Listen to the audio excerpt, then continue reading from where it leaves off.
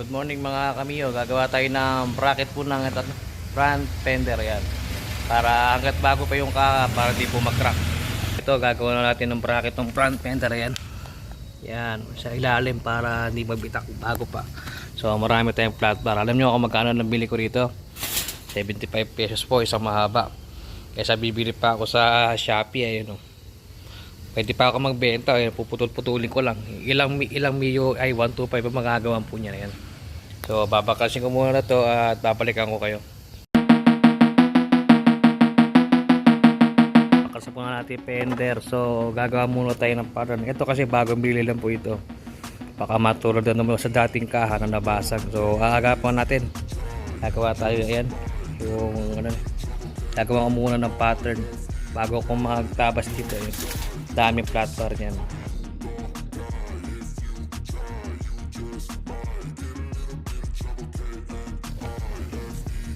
Ito nakagawa na tayo ng pattern po para dito. Ayan, ayan.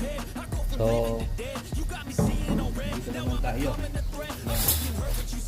Mamaya puputuli po ito.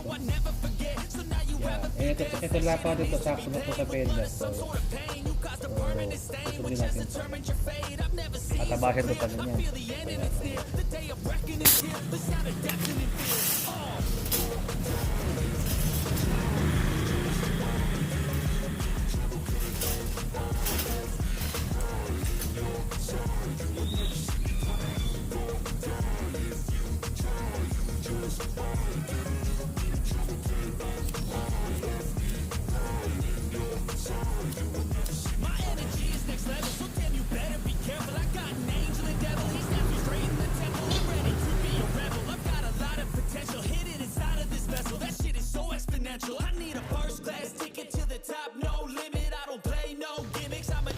Okay, natapos na po natin. Medyo mainit-init pa. Ayan.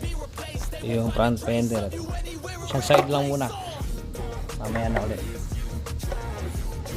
Ayun o, sakto. Ibebenda na konti yan. Okay, practice muna to. Mamaya kayo pa-final. Tapos mamaya wala makakuha yung marka rito. Ayan, bubutasan. Ayan mga kamiyo, ayan, nakalapat na. Ayan. Ayan.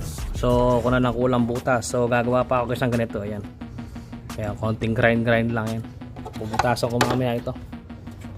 Yan, mamarkahan ko dyan sa taas ng mga idol. Ayan, bubutasan na lang po. Okay na. Ayan, fender ng Mio I 125. Butasan na po natin yung lalagyan natin bracket sa fender. Luluwangan lang ng konti yung butas para madali po yung sentro. Yung fender pag kinapit natin ma-align mabuti. Yan, konting kembot na lang po matatapos ito. Ayan, kaya luluwangan na po natin yung butas para may clearance na bolt, para maluwang, para ma-align.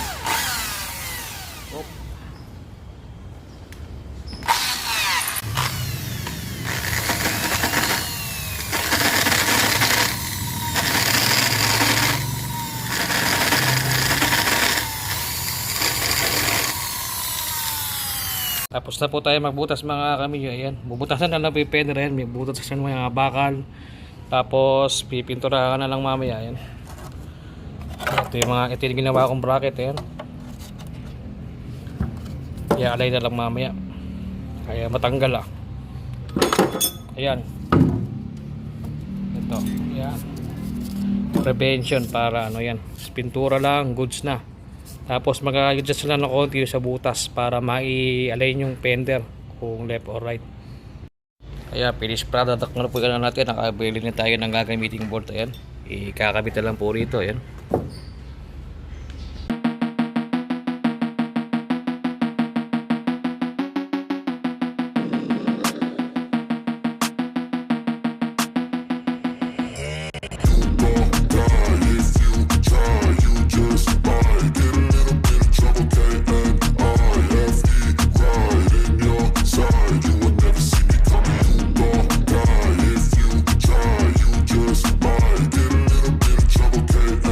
Natapos na po yung ginawa natin bracket. Ayan, ayan, nakakabit na po. Ayan, ayan, fix na yan. Hindi na po siya umaalog. Okay na mga kamiyo.